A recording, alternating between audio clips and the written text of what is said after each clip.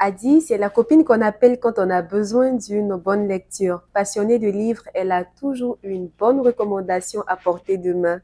Aujourd'hui, elle nous parle de ses romans fétiches, de ses petites manies de lectrice et de ce que le style la représente pour elle entre souvenirs, rencontres et racines littéraires.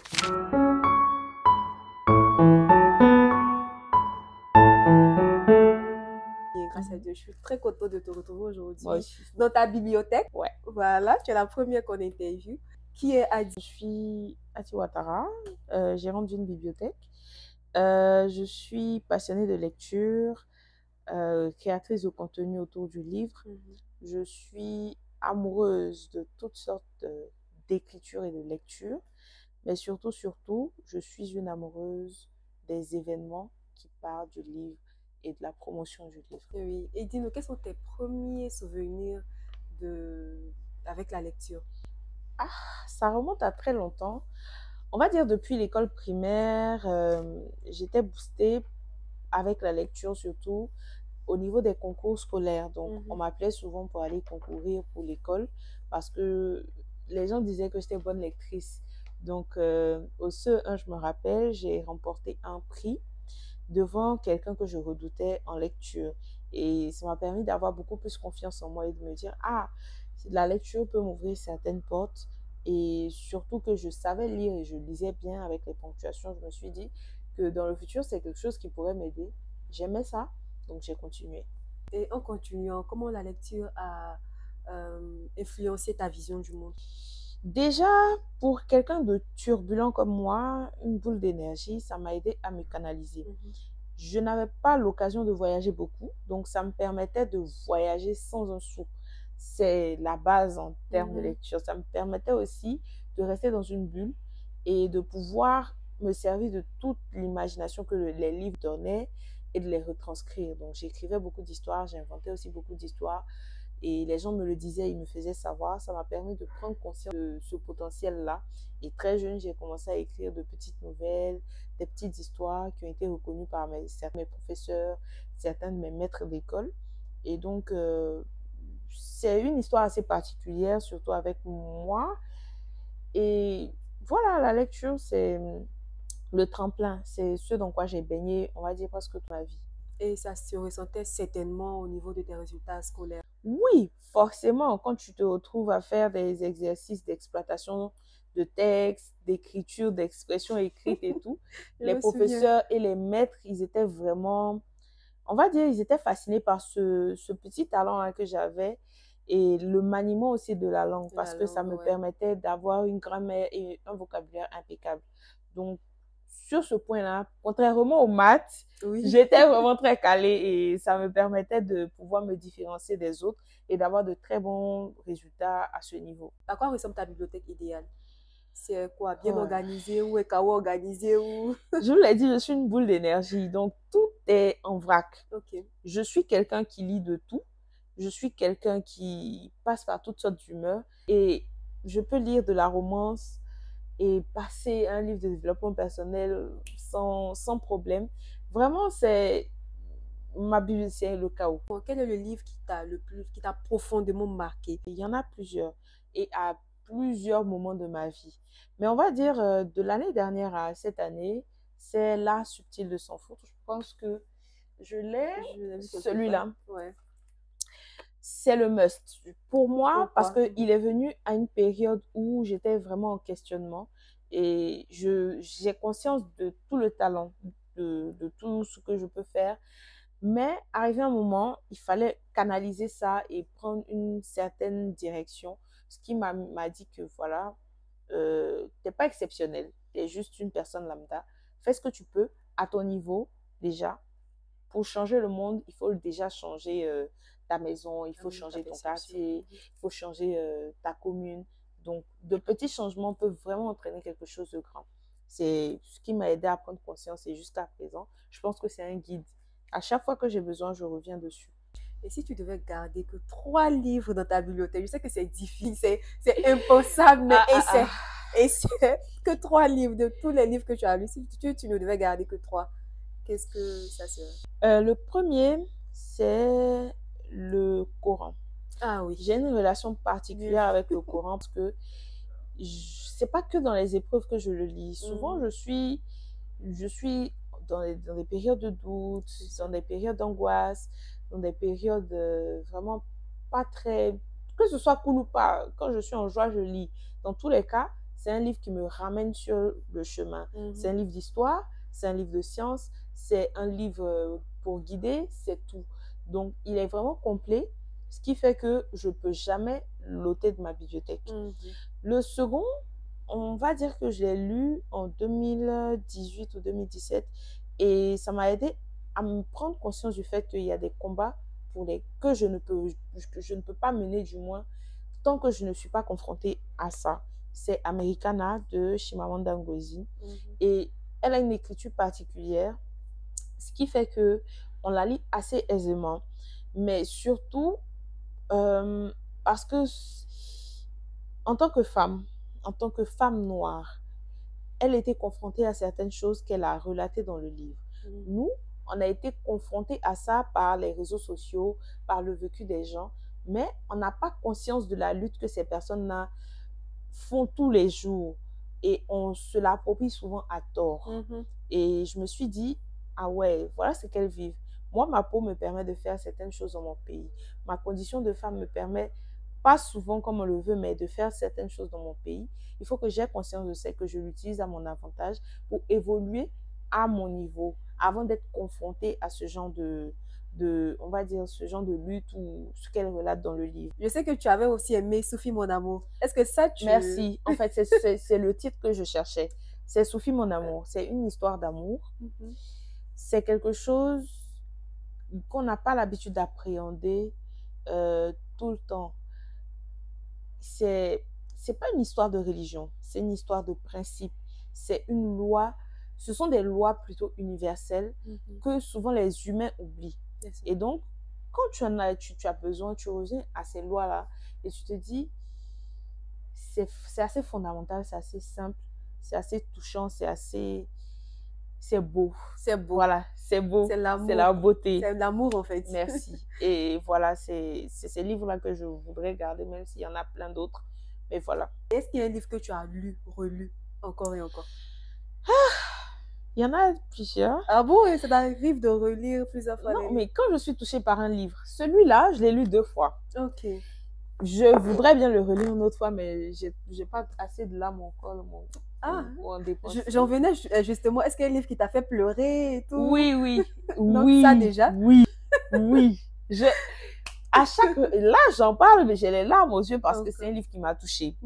Tant au niveau de l'histoire de l'un des personnages qu'au niveau de l'histoire globale. C'est une promesse qui a été tenue.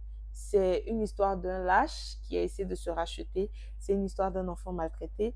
C'est une histoire d'un cancer. Et c'est surtout ça qui m'a le plus touchée parce que j'ai été confrontée dans ma famille au cancer.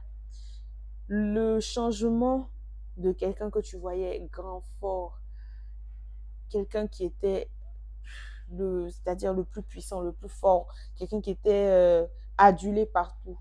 Mais tu vois son changement où il ne peut plus rien faire de lui-même. La maladie. C'est quelque chose qui m'a touchée. Ça m'a rappelé ma propre histoire et ça m'a beaucoup fait pleurer. Donc, je le recommande si vous avez beaucoup de larmes. Hein.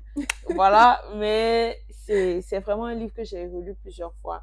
Mais pour revenir au livre que j'ai lu, en tout cas plus d'une dizaine de fois, c'est le livre Mon mari est un chauffeur de taxi d'Isaïe Biton Koulibaly. Ce sont des nouvelles. Ouais. Et c'est un livre que j'ai lu étant très jeune, qui traînait à la maison.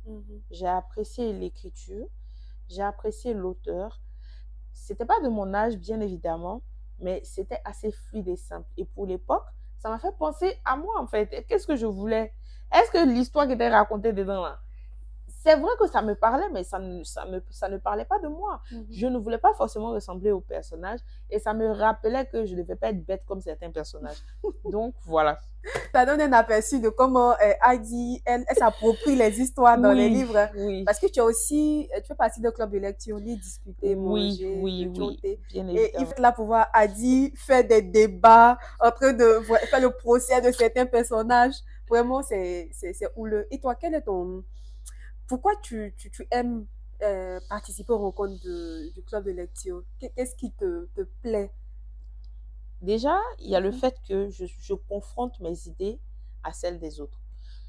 Je ne peux pas lire et garder. C'est pour ça que je veux partager vraiment tout ce qui est lecture. Je veux partager mon expérience. Je veux partager mes critiques. Je veux participer à l'amélioration. Et quand tu lis, quand tu t'appropries l'histoire, tu te rends compte qu'il y a des milliers de manières de comprendre une histoire. Il y a des milliers de manières de comprendre un personnage. En fait, il y a plusieurs possibilités avec les histoires qui sont racontées dans les livres. Il y a plusieurs mêmes manières de les comprendre. Il y en a qui vont lire les livres et ils vont se dire « Ah, mais je veux être le méchant de l'histoire. » Donc, en fait, chacun a sa manière de comprendre, de s'approprier les livres et de transformer au niveau de sa vie, au niveau de ses choix personnels. Et c'est ce qui est intéressant quand tu es confronté à d'autres personnes. Tu te rends compte des limites de tes propres réflexions, mais surtout, tu peux aller au-delà de celles des autres.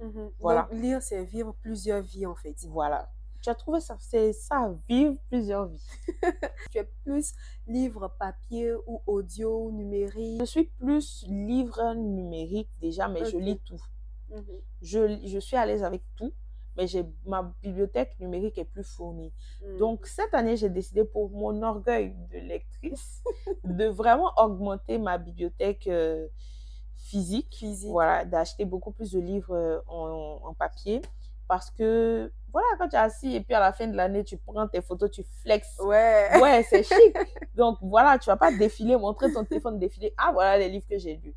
Mais au niveau livre, vraiment audio, physique, numérique, je lis tout. Mais du coup, est-ce que tu as déjà lu plusieurs livres à la fois? C'est-à-dire, tu termines pas un, tu es en train de lire un autre, mais en même temps, simultanément. Est-ce que ça t'arrive? J'ai essayé, mais je n'y arrive pas. Moi, je suis quelqu'un, une fois que j'ai ouvert le livre, c'est comme une fenêtre. Il faut que je la referme avant de passer à autre chose. Mais il faut dire qu'arrivé à un moment, il y a des lectures qui sont un peu lourdes. Il y a des choses que tu n'as pas forcément envie de lire là maintenant. Il faut passer à autre chose. Donc, j'ai appris à lâcher prise. Pour ne pas lire 2 livres simultanément, je ferme directement celui qui ne m'intéresse pas et je passe à un autre livre. Pour ne pas me couper dans mon élan de lecture et puis surtout rester constante dans mes objectifs de lecture. Est-ce que tu as un endroit préféré pour lire? Ou tu lis partout? Moi, je lis partout, dans les transports, dans la maison, couchée, arrêtée. Même un jour, je me suis surprise à lire sous un lampadaire à un arrêt. Il faisait nuit, j'ai juste eu la lumière. Et c'était numérique? Non, c'était physique. Voilà. Donc, j'ai eu la lumière du lampadaire. J'ai dit, ah, donc quand moi je vais raconter l'histoire à mes enfants, je leur ai dit, hé, je lisais avec la lumière du lampadaire et tout. Donc, vraiment, je lis partout. Du moment où il faut juste que j'ai l'envie, l'impulsion, ou que l'histoire soit entraînante, et je me dise, là, c'est le moment. Je m'arrête, je lis. En tout cas, du moment où il y a un petit endroit où je peux m'isoler, c'est bon. Est-ce que tu as un livre que tu recommanderais à une personne qui n'aime pas du tout lire et que tu penses qu'il y aura le déclic? Pourquoi la personne n'aime pas lire? C'est un péché. Pourquoi? C'est un péché. Pourquoi? Mais qui est facile à lire, qui pourrait faire naître le déclic. Parce que moi, je sais par exemple que j'ai une amie qui n'aimait vraiment pas lire. Et quand elle a lu Doucimane de Djélé, mais elle ne voulait plus s'arrêter. Elle a enchaîné Doucimane, Fleur d'Éden. Oui. Vraiment. Je pense qu'il faut déjà, en tant que lecteur, on ne peut pas, nous, à notre niveau, dire que ce livre va créer le déclic chez quelqu'un. Parce que souvent, ce qu'on apprécie, c'est pas quelque chose que quelqu'un d'autre va apprécier. Au club de lecture, on a recommandé ce livre-là. Et il n'a pas eu autant d'éloges que les livres précédents. Les gens disaient que c'était lourd et tout. Pourtant, moi, j'étais à ma deuxième relecture et j'ai apprécié tout autant. Mais si c'est quelqu'un qui n'aime pas lire, qui n'est pas confronté déjà à la lecture, il faut commencer un livre très rapide, souvent drôle. Et pour ça, le livre que je recommanderais toujours, c'est les Babachegui et ses quatre épouses. Je ne sais pas si c'est exactement le titre, je vais chercher plus tard.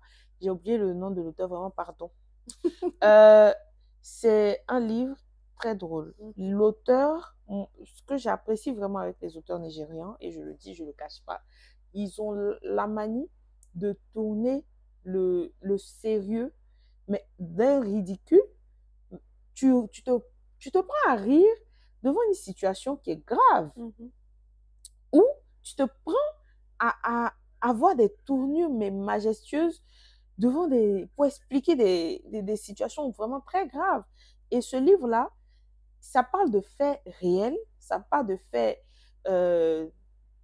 graves, on va dire sérieux, mais soit-on léger et c'est drôle. Pour quelqu'un qui n'a pas l'habitude de lire, quand il va commencer, il ne va pas vouloir s'arrêter parce que le fait que ce soit drôle va lui permettre en fait de continuer sur sa lancée. Et maintenant, c'est quel livre que les gens, selon toi, que tout le monde devrait lire au moins une seule fois dans la vie? Donc, en même temps, ce sera une recommandation pour ceux qui aiment déjà lire, qui ont besoin de découvrir. Au moins une fois dans leur vie, il faut qu'ils lisent ce livre, sinon ils passent à côté de quelque chose. En fait, tu me poses des cols parce que tu me parles d'un livre, il y en a des milliers qui viennent dans ma tête. C'est ça la difficulté. Le premier, que je vais en recommander deux. Le premier, ça sera le livre religieux, soit le Coran, soit la Bible. Les histoires qui sont dedans nous concernent. Les histoires qui sont racontées dedans ne parlent pas à quelqu'un d'autre. Ça nous parle directement. Peu importe le chapitre, peu importe la partie où tu vas tomber là, ça va te parler. Et c'est un message que Dieu a voulu mettre sur notre chemin pour pousser à la méditation. Lire emmène à la réflexion, mais le plus gros du travail, c'est la méditation qui suit.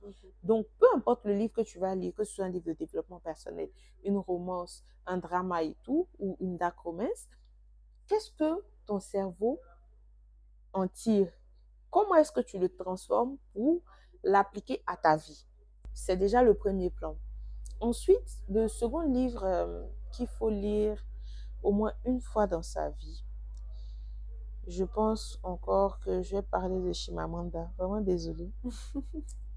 Mais jusqu'au dernier, je n'ai pas encore lu le dernier, mais j'ai apprécié tous ses livres. C'est Hibiscus pourpre.